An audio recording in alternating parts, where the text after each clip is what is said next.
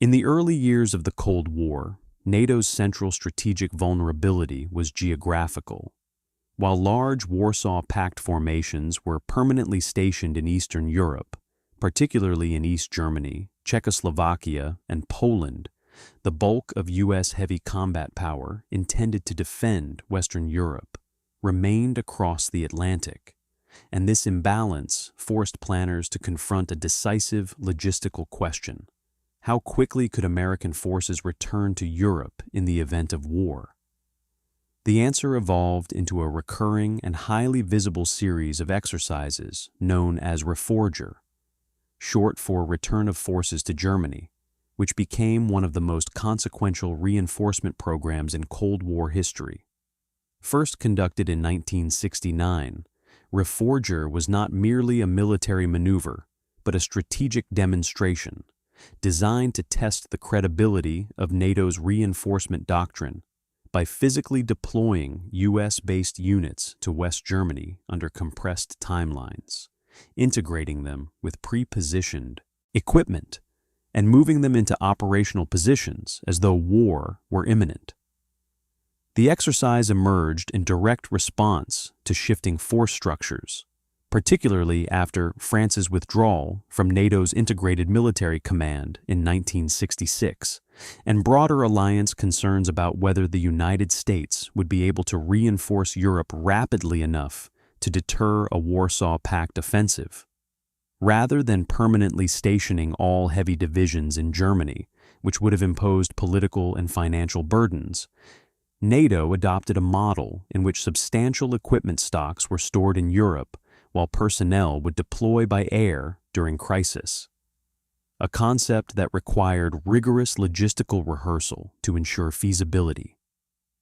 REFORGER therefore became the proving ground for this model, testing airlift capacity, customs clearance procedures, rail mobilization schedules, port offloading rates, and the coordination between U.S. European Command and West German host nation infrastructure. Early iterations revealed bottlenecks that might have gone unnoticed without live testing, including congestion at reception airfields, insufficient railcar availability, and delays in transferring units from air arrival points to equipment depots. These findings were not theoretical, but documented through after-action reports that informed subsequent infrastructure upgrades, including expanded rail sidings, improved highway reinforcement corridors, and refined pre-positioned equipment storage practices. The exercises also carried strategic signaling value, as large-scale troop movements across the Atlantic demonstrated American commitment to European defense, reinforcing deterrence by making reinforcement capacity visible to both allies and adversaries. Warsaw Pact intelligence monitored REFORGER closely, evaluating airlift tempo, port utilization, and mobilization timelines as indicators of NATO readiness, underscoring that logistics exercises were themselves instruments of geopolitical communication. Pre-positioned equipment sites, later formalized under the POMCUS system, pre-positioning of materiel configured in unit sets, became central to REFORGER's success, as heavy tanks, artillery, and armored vehicles were maintained in climate-controlled depots across West Germany, allowing arriving personnel to draw equipment rapidly rather than wait for transatlantic shipment. This arrangement significantly reduced reinforcement time, but required meticulous maintenance, rotation, and inventory management to ensure operational readiness. REFORGER exercises typically involved tens of thousands of personnel, complex coordination between U.S. Transportation Command elements, Military Airlift Command aircraft, and West German rail authorities, and movement of units from reception areas to forward defensive positions along likely avenues of Warsaw Pact advance.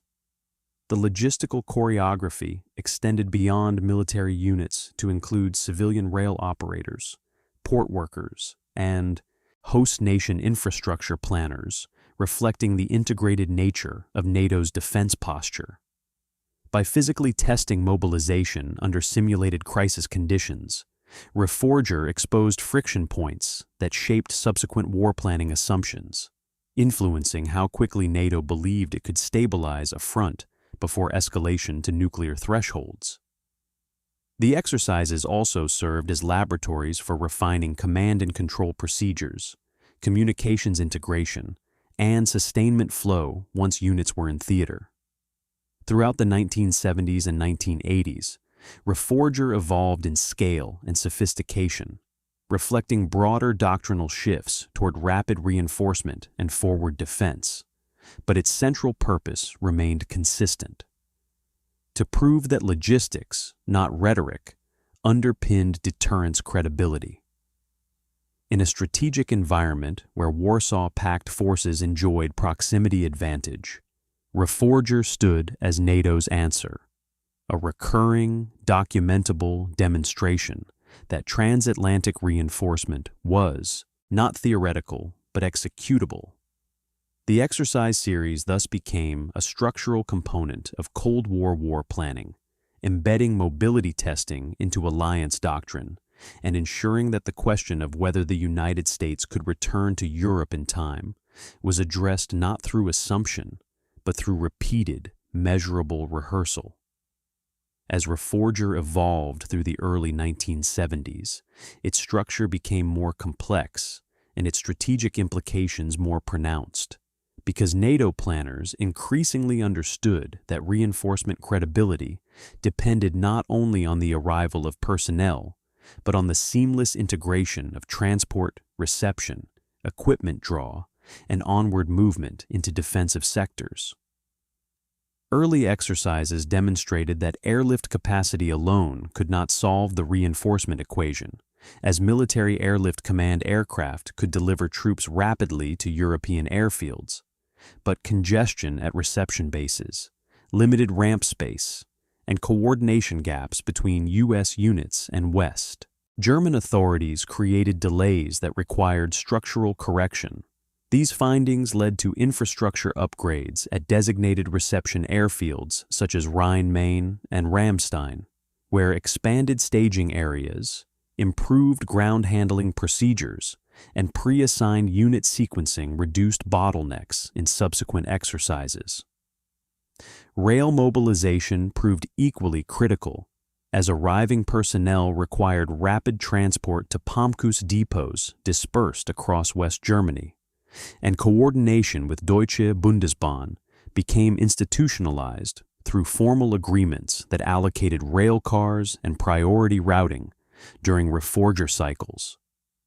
The importance of rail throughput was underscored in after-action reports that measured load times, switching delays, and yard congestion, translating logistical friction into revised mobilization timetables embedded in NATO war plans.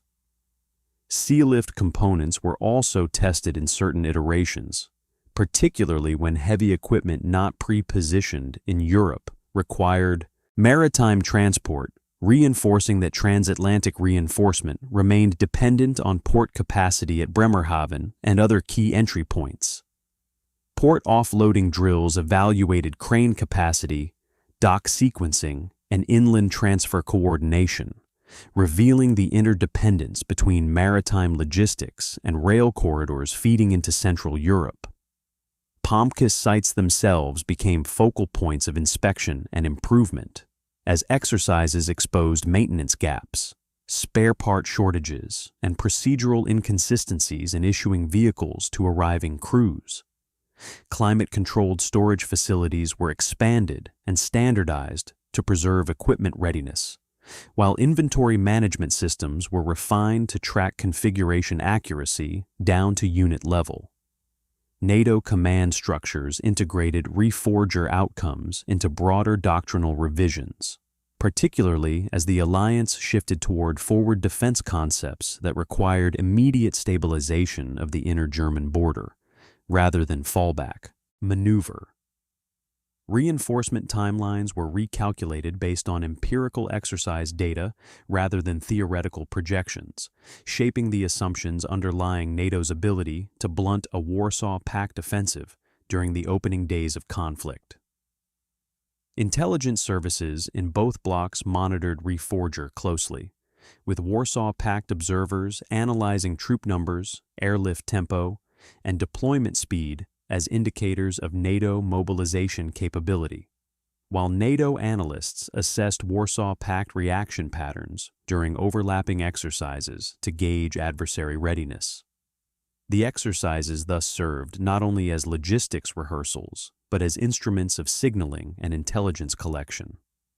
The scale of participation expanded steadily, with some iterations involving over 50,000 personnel, extensive air sorties, and coordinated ground maneuver integration once units reached their assigned defensive sectors.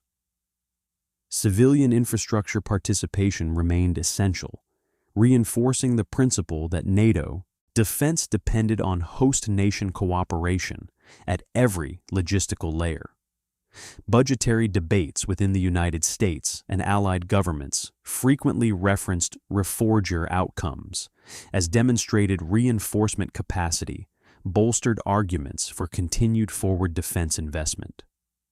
By the mid-1970s, REFORGER had matured into a sophisticated mobility exercise whose data shaped procurement decisions, infrastructure upgrades, and alliance planning assumptions.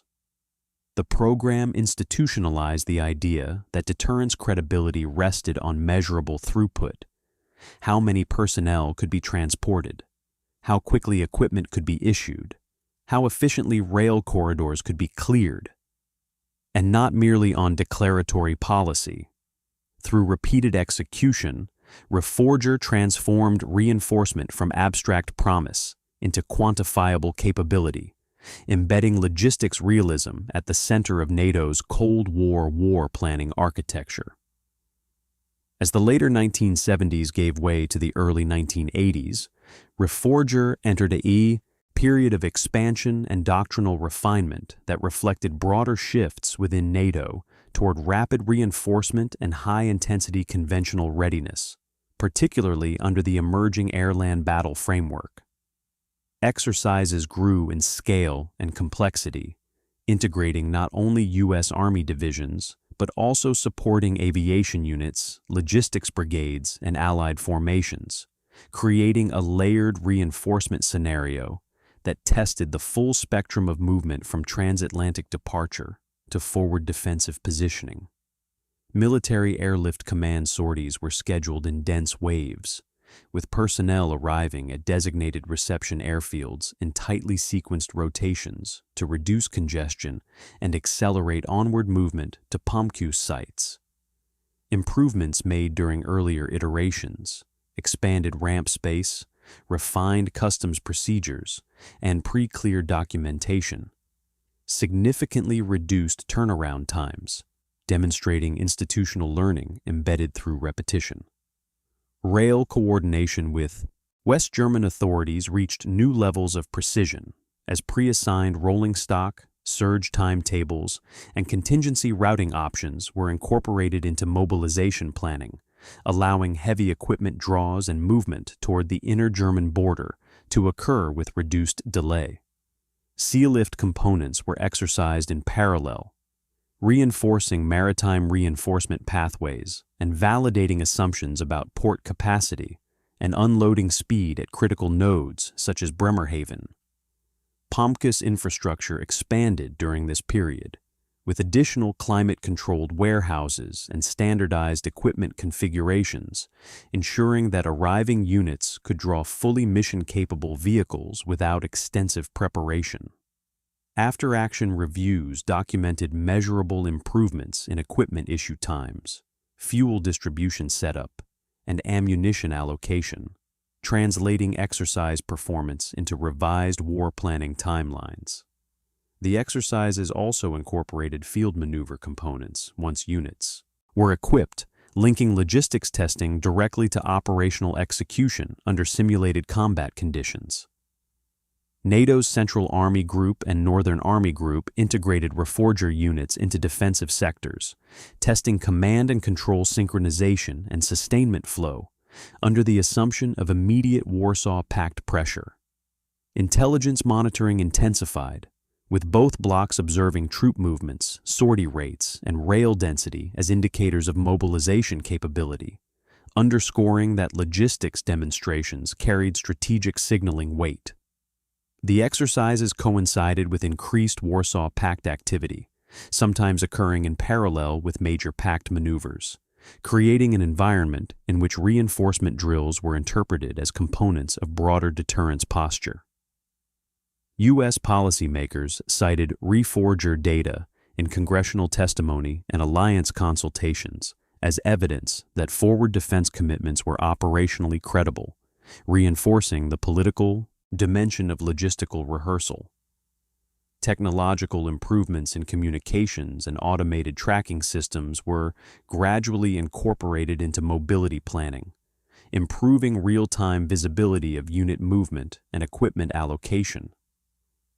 Host nation support agreements were refined to clarify infrastructure access, fuel provision, and emergency civil-military coordination during crisis mobilization. Contingency planning increasingly assumed compressed warning timelines, placing additional emphasis on minimizing administrative friction at every stage of reinforcement.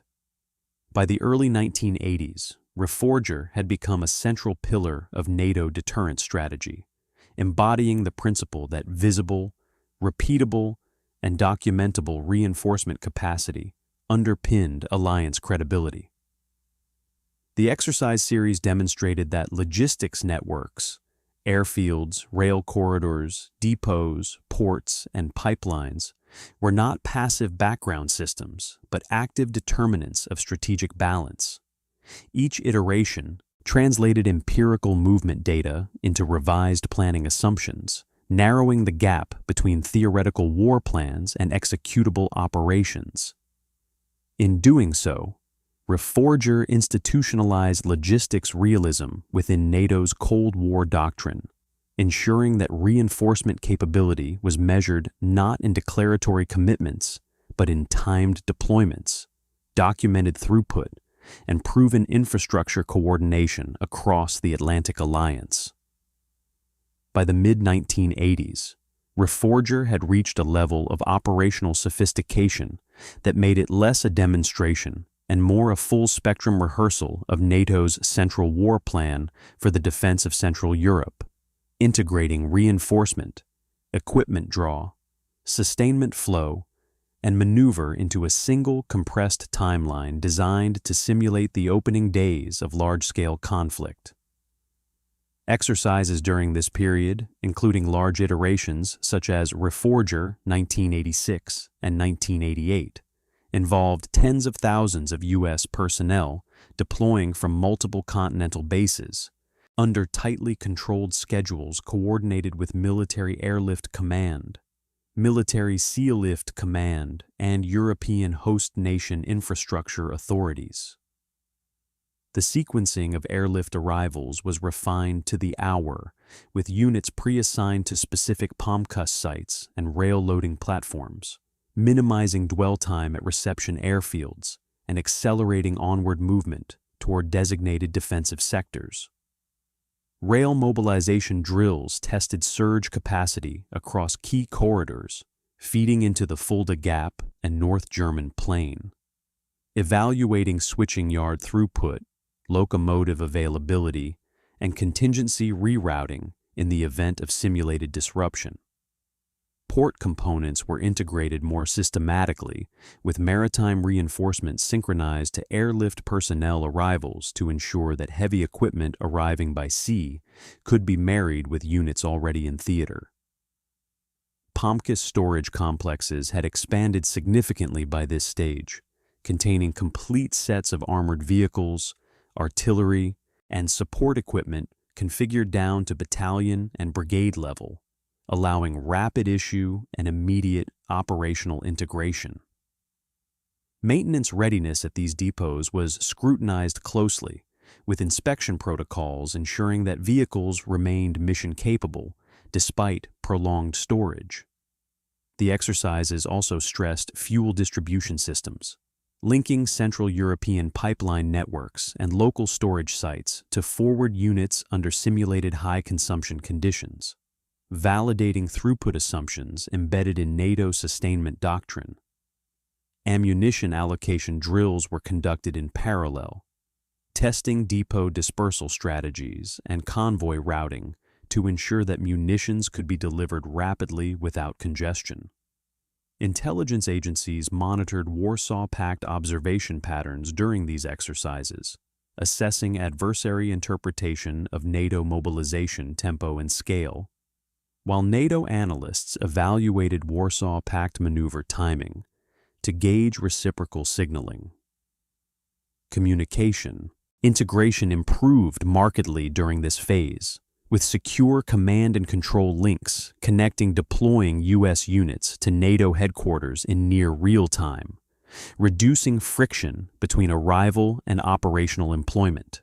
Host nation support procedures were codified through repeated execution, clarifying civilian-military coordination roles in rail allocation, highway clearance, and infrastructure prioritization. After-action reports from major REFORGER iterations documented measurable reductions in deployment timelines compared to earlier decades, reinforcing confidence in forward defense assumptions. Policymakers referenced these improvements in alliance consultations, using empirical exercise data to demonstrate that reinforcement capacity had evolved alongside doctrinal modernization. The exercises also exposed remaining vulnerabilities, including congestion risk at specific rail choke points and dependence on a limited number of major airfields, prompting incremental infrastructure upgrades. By the late 1980s, REFORGER represented the most visible manifestation of NATO's logistical answer to Warsaw Pact proximity advantage, translating strategic intent into timed, observable movement across the Atlantic and into Central Europe. The exercise series proved that reinforcement was not symbolic, but executable, grounded in measured throughput of aircraft sorties, rail cars, fuel flow rates, and equipment issue cycles. In doing so, REFORGER embedded logistics realism at the heart of NATO's war planning, ensuring that alliance defense assumptions were anchored in documented performance rather than theoretical projection. The repeated testing of airlift, sea lift, rail, depot, and sustainment networks demonstrated that the balance of power in Europe rested not only on divisions and firepower, but on the capacity to move and supply those forces under compressed timelines. Through decades of iteration, REFORGER transformed reinforcement from strategic aspiration into operationally validated capability, shaping NATO's Cold War posture in measurable and enduring ways. As the Cold War approached its final years, REFORGER continued to function as both operational rehearsal and strategic signal, but its significance was now measured against the cumulative institutional knowledge gathered from nearly 2 decades of iterative testing. Exercises such as REFORGER 1988 represented the largest and most complex iterations of the series, incorporating tens of thousands of U.S. troops, multiple airlift waves, maritime reinforcement components, and full integration with NATO's Central Army Group and Northern Army Group defensive sectors. By this stage, reinforcement timelines had been refined through repeated execution, with detailed sequencing charts governing aircraft arrival slots, railcar allocation, convoy routing, and equipment issue cycles. POMCUS depots operated with high levels of readiness, maintaining fully configured armored and mechanized equipment sets capable of immediate employment, and depot inspection protocols were standardized to ensure minimal degradation during storage. Military airlift command sortie density increased during major iterations, demonstrating improved aircraft utilization rates and streamlined reception procedures at West German airfields. Rail coordination with Deutsche Bundesbahn had matured into a structured mobilization framework, with surge schedules and alternate routing options rehearsed in advance, reducing the uncertainty that characterized earlier exercises. Sealift elements were synchronized more tightly with airlift personnel arrivals, validating assumptions about maritime throughput and port clearance capacity. Fuel distribution networks, particularly the NATO Central Europe pipeline system, were incorporated into exercise sustainment models, confirming that forward units could be supported under high consumption conditions. Communication systems linking deploying units with NATO. Headquarters benefited from technological modernization, enabling more precise command synchronization during rapid reinforcement. Intelligence observation of these late-stage exercises remained intense, as Warsaw Pact analysts evaluated deployment tempo and logistical depth, while NATO monitored adversary maneuver timing to assess reciprocal signaling patterns. Political leaders referenced REFORGER outcomes in alliance consultations and public statements as evidence that NATO's forward defense remained viable despite proximity disadvantages. The exercises also highlighted enduring structural constraints, including dependence on specific airfields and rail choke points, reminding planners that reinforcement credibility was contingent on infrastructure resilience. War games conducted alongside REFORGER iterations incorporated real deployment data into simulation models, narrowing the gap between projected and demonstrated mobilization capacity. By the end of the 1980s, REFORGER had become a documented embodiment of NATO's logistical doctrine, demonstrating that reinforcement was measurable in sorties flown, rail cars loaded, vehicles issued, and fuel delivered. The institutional lessons derived from decades of repetition shaped procurement priorities, infrastructure investment decisions, and alliance standardization agreements. Even as political change accelerated in Eastern Europe, the logistical architecture tested under REFORGER remained intact, reflecting how deeply reinforcement planning had been embedded within NATO's strategic culture. The exercise series concluded not because logistical necessity vanished, but because the geopolitical confrontation that had justified such massive mobilization rehearsals began to recede. Nevertheless, the documented record of REFORGER provides a measurable case study in how logistics networks, airlift corridors, rail systems, depots, ports, and pipelines quietly defined the operational feasibility of NATO's cold war defense. By translating reinforcement theory into timed, observable performance, REFORGER ensured that war planning was constrained and informed by infrastructure reality, confirming that the credibility of alliance commitments rested ultimately on the capacity to move and sustain forces across the Atlantic under pressure.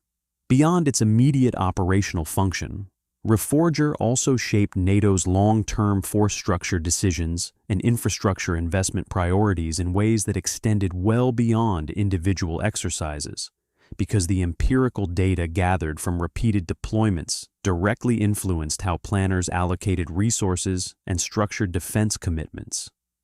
The demonstrated timelines for airlift arrival, equipment draw, and onward movement informed debates over the appropriate balance between permanently stationed forces in Europe and those held in the continental United States, reinforcing the viability of a mixed model built around forward presence combined with rapid reinforcement.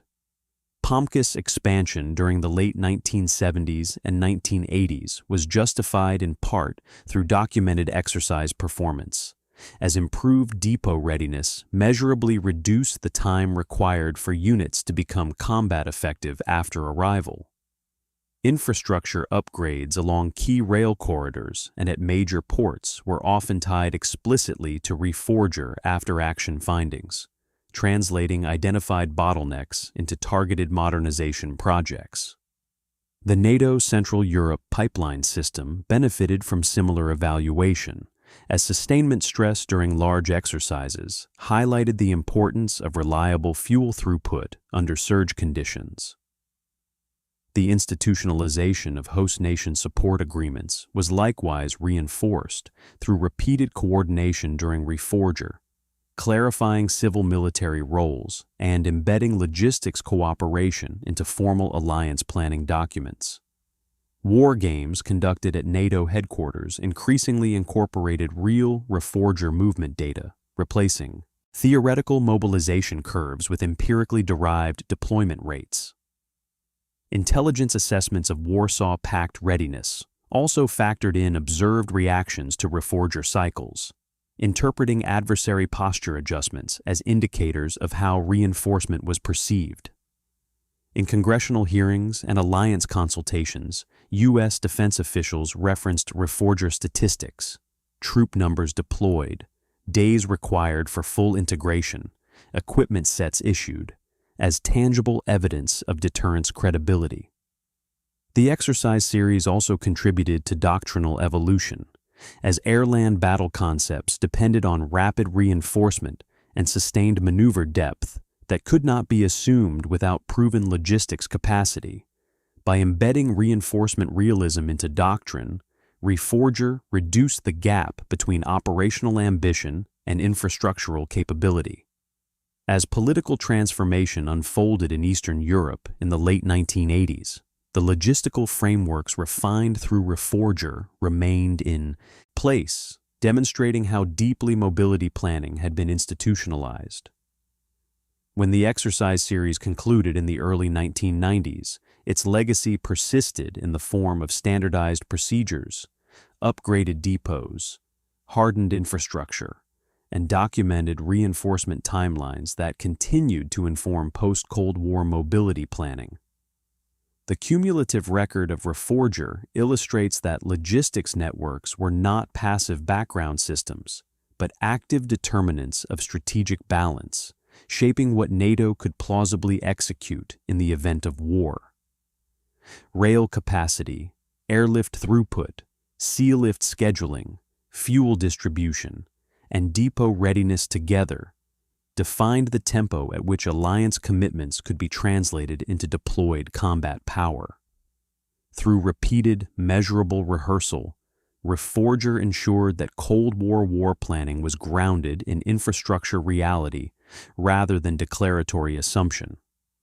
It demonstrated that reinforcement credibility rested on performance metrics: sorties flown, railcars allocated, vehicles issued, sustainment delivered, rather than rhetoric. In this way, REFORGER stands as one of the most thoroughly documented examples of how military logistics networks quietly shaped Cold War strategy, anchoring deterrence in demonstrated mobility and ensuring that alliance defense was constrained and strengthened by the tangible capacities of its supply and transport architecture.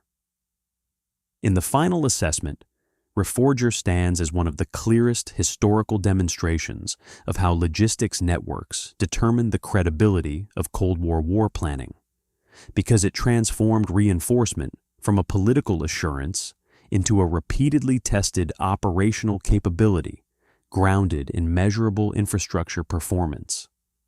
From its first iteration in 1969 through its largest deployments in the late 1980s, the exercise series forced NATO to confront the realities of airlift limits, rail throughput ceilings, port capacity constraints, fuel distribution depth, and equipment readiness under compressed timelines. Each exercise generated after-action reports that documented delays, congestion points, maintenance deficiencies, and coordination gaps. And these findings were translated directly into infrastructure upgrades, depot expansion, host nation agreements, and doctrinal revisions. POMCUS warehouses were built and expanded based on demonstrated need. Rail corridors were reinforced following observed bottlenecks. Reception airfields were modernized to handle surge traffic, and sustainment assumptions were recalibrated according to empirical consumption rates recorded during large-scale deployments. Intelligence monitoring of REFORGER added a second layer of strategic significance, as both NATO and Warsaw Pact analysts used exercise tempo and reaction patterns to gauge readiness and interpret signaling, embedding logistics rehearsal within the broader architecture of deterrence. Political leaders relied on REFORGER statistics in alliance consultations to substantiate claims of transatlantic commitment, reinforcing that the alliance's defense posture rested on transport corridors, depot inventories, and mobilization schedules as much as on forward-deployed units. The documented movement of tens of thousands of personnel, the synchronized use of airlift and sea lift, and the rapid issuance of pre-positioned armored equipment provided tangible proof that reinforcement was executable under realistic conditions. War planning models incorporated actual REFORGER data into their calculations, narrowing the gap between projected and achievable deployment timelines. The exercise series also institutionalized host nation support as a formal component of alliance defense, ensuring that civilian rail authorities, port operators, and infrastructure ministries were integrated into mobilization planning. When the Cold War began to wind down and REFORGER concluded in the early 1990s, it left behind a legacy of standardized procedures, hardened infrastructure, and refined mobility doctrine that continued to shape military planning beyond the era of confrontation. The historical record demonstrates that REFORGER did more than rehearse movement. It anchored NATO's strategic credibility in documented logistics performance, ensuring that reinforcement commitments were supported by measurable throughput and sustainment depth. Through decades of repetition, it revealed that the true boundary of operational ambition lay not in rhetoric or force structure charts, but in the capacity to move and supply forces across oceans and into defensive sectors under pressure. In this sense, REFORGER provides a documented case study in how military logistics networks quietly shaped Cold War strategy, proving that the architecture of rail lines, ports, airfields, depots, and pipelines defined what was possible long before any engagement would have begun.